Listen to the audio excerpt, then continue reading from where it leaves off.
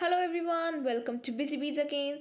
So, today I'm here with a new video, The French Revolution Part 2.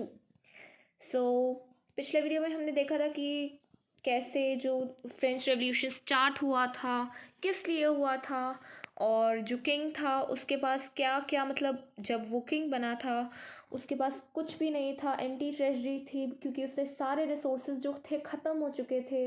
तो उस वजह से टैक्स जो थे बढ़ाने पड़ गए थे।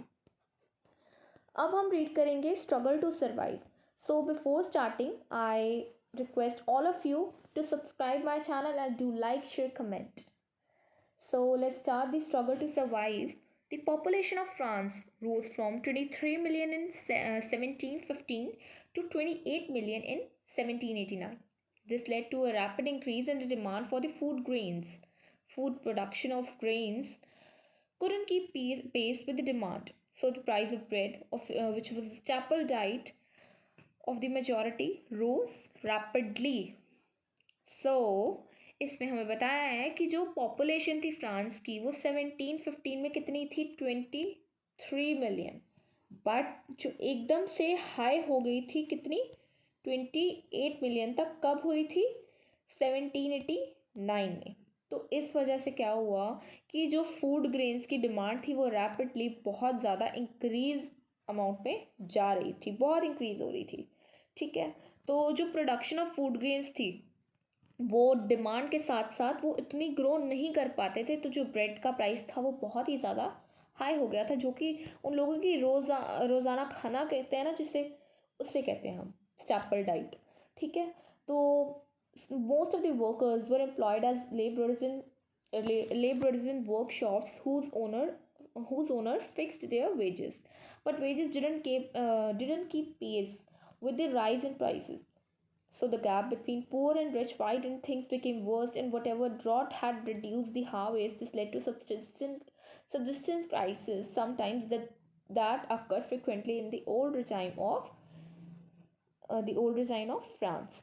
ठीक है, तो इसमें हमें क्या बताया है कि जो बहुत ही ज़्यादा जो कुछ वर्कर्स थे वो एम्प्लॉयड हुए थे, कैसे, लेबरर्स, एज अ लेबरर, और उनकी वेजेस जो थी फिक्स्ड होती थी। बट जो वेजेस थी वो इतनी ज़्यादा नहीं होती थी कि जो इतने ज़्यादा हाई जो प्राइस बढ़ रहे हैं उसको वो मैच कर सके। तो जो गैप था, मतलब पुअर जो थे वो और ज़्यादा पुअर हो रहे थे, और जो रिच थे वो और ज़्यादा रिच हो जा रहे थे, और जो उनका बीच का गैप था वो बहुत ही ज़्यादा बढ़ने लग गया था। ठीक है, so things became worst whatever drought और हेल। हेल कहते हैं हम ड्रॉट को, मतलब जहाँ पे सूखा पड़ जाता है, जब वहाँ पे एक साल जैसे बारिश नहीं आई तो वहाँ पे ड्रॉट आ गया है, तो वहाँ पे क्या हुआ, सब्सिस्टेंस क्राइसिस, क्योंकि जो सारी जो क्रॉप वगैरह थी, प्रोडक्शन थी, वो तो ड्रॉट और हेल, मतलब ड्रॉट ने, सूखे ने ख़राब कर दी थी, तो इसकी वजह से सब्सिस्टेंस क्राइसिस आया, जहाँ पे सारे जो चीज़ों के प्राइस जो थे फिनोमिनली बहुत ज़्यादा हाई हो रहे थे। अब नेक्स्ट पेज पे हाउ सब्सिस्टेंस क्राइसिस हैपेंस, तो मतलब एक सब्सिस्टेंस क्राइसिस जो है वो कैसे होती है। Growing middle class, any wages and and to privileges, envisages.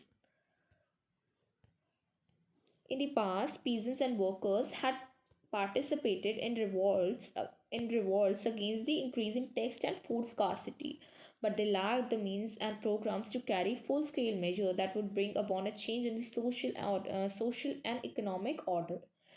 This left to choose the people within the third estate and became prosperous and had to assess education and new ideas. फिर क्या हुआ कि जो workers थे, peasants थे, वो पहले भी पार्टिसिपेट करते थे कि इंक्रीज हो रहे हैं इतने ज़्यादा प्राइसेस, फूड स्कार्सिटी आ रही, मतलब भुखमरी हो रही है। लेकिन ये कब हुआ, मतलब जो प्रोग्राम्स थे उन्होंने फुल स्केल मेजर्स लेने शुरू कर दिए, मतलब कि जो थर्ड स्टेट के लोग थे वो भी अब बहुत हाईली एजुकेटेड हो रहे थे धीरे धीरे, है ना। तो हाईली एजुकेटेड होने के कारण उनके दिमाग में आया कि जो हमारे साथ हो रहा है, हमारी इकोनॉमिक ऑर्डर है, हमारा जो कंडीशन है वो बहुत ही ज़्यादा वर्स्ट हो रहा है ना। तो 18th century में क्या हुआ, the 18th century witness the emergence of social groups termed the middle class who earned the wealth through an expanding overseas trade, manufacturing of goods such as woolen, silk, and textile. They are either exported or brought by the richer members of the society. तो क्या हुआ कि 18th century में बहुत ही ज़्यादा मतलब बुरी जो हालत हो रही थी, तो वो जो सोशल ग्रुप्स थे उन्हें हम मिडिल क्लास कंसीडर कर सकते हैं, जो ना ही ज़्यादा गरीब होते हैं, मतलब उनके पास खाने के लिए चीज़ें होती हैं, रिसोर्सेज होते हैं। सो जो वो थे वो अपनी वेल्थ मतलब पैसे कैसे कमा रहे थे, अपने ओवरसीज ट्रेड को एक्सपैंड करके और मैन्युफैक्चर करके, किसको, वुल और सिल्क के टेक्सटाइल को, ठीक है। तो in addition to merchants, the manufacturers, the third stage includes the professions like lawyers and administrative officials.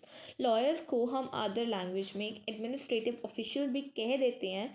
तो क्या हुआ कि जो ये थर्ड स्टेट के लोग थे वो लॉयर्स भी थे, ठीक है। तो all these were educated and believe all these log was educated and believed that there is no social group and should be privileged by birth. Rather, a person and a social position must be dependent on the merit. तो क्या हुआ कि अब लोग जो थे educated हो रहे थे, तो उनका मानना ये था कि कोई भी सोशल ग्रुप नहीं होता, no social group and should be privilege by birth, कि बाय बर्थ कोई भी सोशल ग्रुप नहीं होना चाहिए, कि पर्सन की सोशल पोजीशन उसकी मेरिट, मेरिट मतलब काबिलियत के आधार पर होनी चाहिए, ठीक है। These ideas investing a social based freedom, equal and laws of opportunities for all, and were put by the philosopher John Locke and Jean Jacques Rousseau in his book Two Treaties of Government. Locke sought to refute the doctrine of divine and absolute right of the monarch. तो उसकी book में क्या हुआ था कि 1 second, उसकी book में क्या हुआ था कि बहुत सारे जो आइडियाज़ थे वो कहाँ से आए थे, काफ़ी सारे जो फिलोसफर्स थे जैसे जॉन लॉक और जीन जैक रोशियो से आए थे वो आइडियाज़।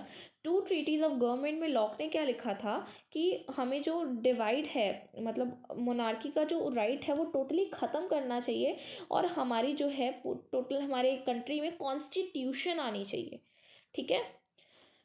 तो रोशियो ने ये आइडिया को मतलब बढ़ावा दिया और कहा कि हमें proposing a form of government based upon the contract between people and their representatives.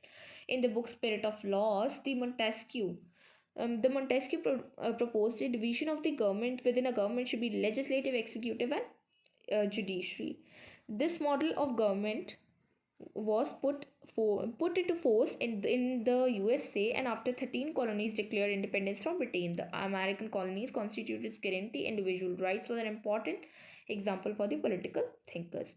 फिर क्या हुआ कि जो रोशियो ने एक आइडिया लिया कि जो फॉर्म ऑफ गवर्नमेंट होनी चाहिए वो जो है उनके रिप्रेजेंटेटिव के आधार पर होनी चाहिए, मतलब जो रिप्रेजेंटेटिव जैसे पीपल है और उनका रिप्रेजेंटेटिव है, उनके बीच में कोऑर्डिनेशन बनी रहनी चाहिए, ताकि वो अपने जो नेता हैं उनसे वो सोशल कॉन्ट्रैक्ट बना सकें, ठीक है। तो स्पिरिट ऑफ लॉज में मोंटेस्क्यू ने क्या लिखा था कि जो हमारी जो डिवीज़न होनी चाहिए लॉज की वो कैसे होनी चाहिए, लेजिस्लेचर, एग्जीक्यूटिव और जुडिशरी। और ये मॉडल उन्हें कहाँ से लिया था, यूएसए। जब यूएसए को 13 कॉलोनीज से इंडिपेंडेंस मिली थी, जो 13 कॉलोनीज ब्रिटेन का कब्जे में थी, उनसे जब उन्हें इंडिपेंडेंस मिली थी तब जो अमेरिकन्स थे कॉन्स्टिट्यूशन उन्होंने गारंटी किया इंडिविजुअल राइट्स, और पॉलिटिकल थिंकर्स ऑफ फ्रांस को बहुत ज़्यादा इंस्पिरेशन मिली थी इससे, ठीक है। तो ideas of these philosophers was discussed intensively in salons, coffee houses, spread among all the people through books, newspapers. These were frequently read aloud in the groups for the benefit those who can't read and write. The Louis XVI planned to impose further taxes to meet the expenses. The States General in anger and protested the system of the privileges. तो इसमें क्या हुआ कि philosopher की जो thinkings थी, ideas थे, वो सारे सलून में, कॉफ़ी हाउसेस में और भी कई जगह में बुक्स और न्यूज़पेपर में भी छपने लग गए, डिस्कस किए गए ये सारी चीज़ें, और जो लोग पढ़ लिख नहीं सकते थे उनके लिए वो लाउड स्पीकर में ये सब कुछ बोल के उन्हें बताते थे। तो उसके बाद ल्यूइस 16 ने क्या कहा कि उसे टैक्सेस तो बढ़ाने ही हैं, क्योंकि जो कंट्री के जो सारे जो एक्सपेंसेस होते हैं वो मतलब बहुत ही ज़्यादा बढ़ रहे थे और काबू में ही नहीं आ रहे थे. So now I am ending the video. So अब नेक्स्ट चैप्टर जो है हम नेक्स्ट वीडियो में पढ़ेंगे. Do like, share, comment and subscribe my video. Share with it with your friends and stay home, stay safe. Thank you.